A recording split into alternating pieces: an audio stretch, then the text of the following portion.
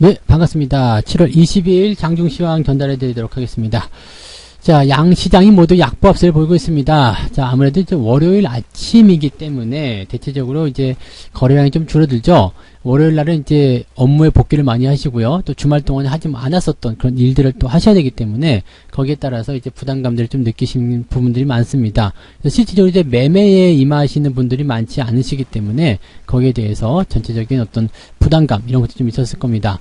거래량이 많이 좀 줄어있는 모습이기도 하고요. 자, 현재 시장은 그래서 코스피, 코스닥 둘 다 약보합세, 그리고 현대차 같은 경우는 이제 추가 상승이 지금 나타나고 있는데 자동차 관련주들 전부 다 올라가는 모습인 것 같아요. 부품주들 역시 마찬가지고요. 오늘도 화신 같은 종목이 또 장중에 상한가까지 한번 진입을 하기도 했었고요.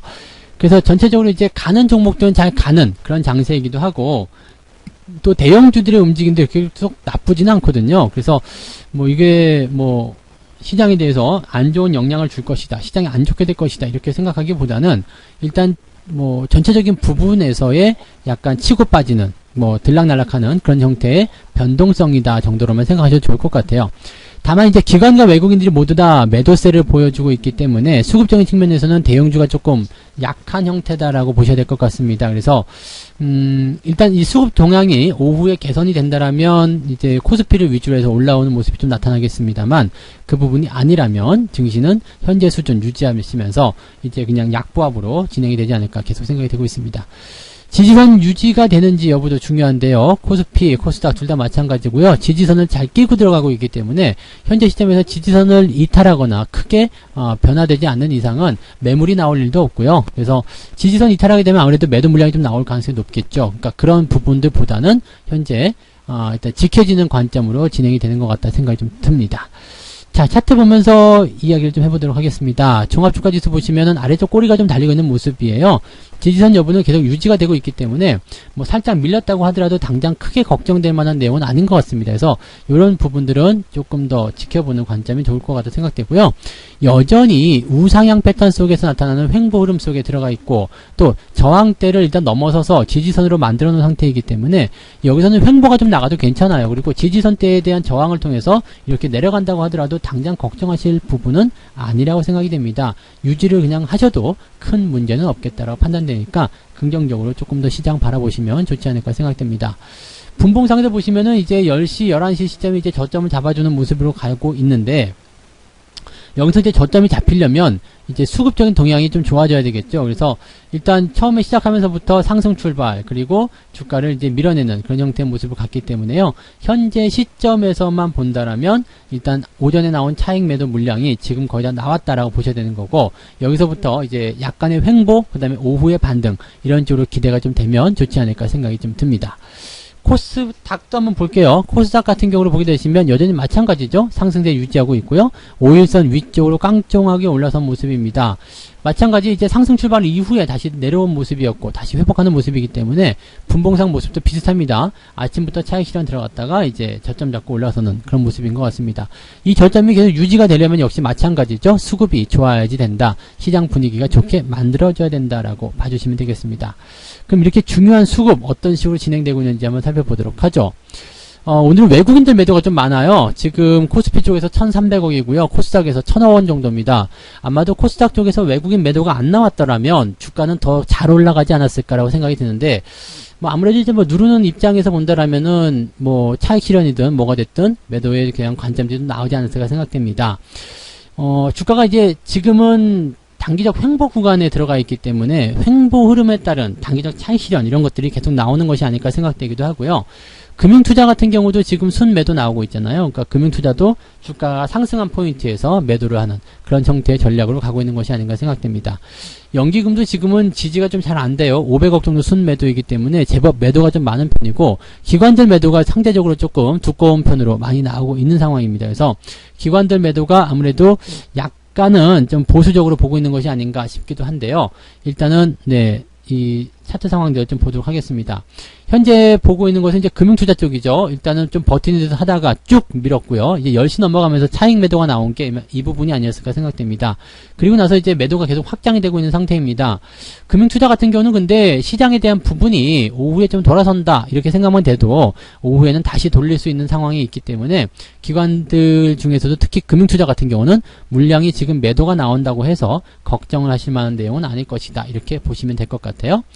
연기금 쪽이 살짝 문제인 것 같은데요. 연기금도 지금 잘 버티는 척 하다가 지금 계속 밀리고 있는 모습이에요. 지금은 매도가 좀 멈춘 모습이긴 합니다만은 이 부분이 계속 유지가 되어야지만이 좋아질 텐데 조금은 걱정스럽죠. 그래서 지금 상황만 딱 놓고 보면 일단은 멈춰져 있는 상태에서 지수도 저점을 잡아준 것 같고 나쁘지 않다 이렇게 판단해 볼 수 있겠는데 수급에 대한 방향이 계속 이렇게 될 것이다 또는 좋아질 것이다 라고 전망을 확실하게 내릴 수는 없기 때문에 조금은 부담을 가지고 시장을 지켜보는 게 좋지 않을까 생각합니다.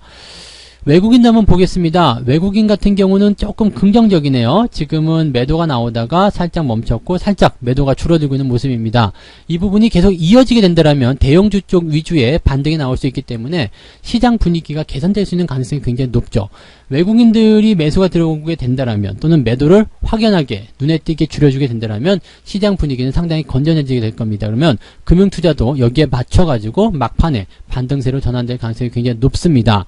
그러면 시장은 일단 지지선 테스트 완료를 했고요. 주가 상승을 통해서 아래쪽 꼬리를 달아주게 될 가능성이 굉장히 높아지게 되겠죠. 아래쪽 꼬리를 달고 올라가게 되면 시장은 다시 더 건강한 그런 모습을 되찾게 됩니다. 지금은 그렇다고 해서 시장이 불건강하거나 건강하지 않다거나 또 안 좋다거나 이런 부분은 아니고요.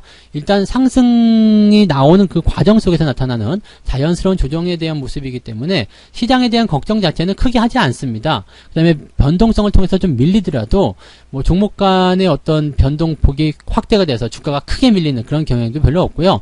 밀려봤자 조금이죠. 1, 2% 정도 밀리는 것들은 크게 나타날 수 있는 그런 부분적인 요소이기 때문에 이런 것들 때문에 벌벌 떤다거나 또는 힘들어 한다거나 그러지는 않으실 거라고 생각을 해봅니다. 개인들 같은 경우는 계속 매수세를 확장해주고 있는 상태고요.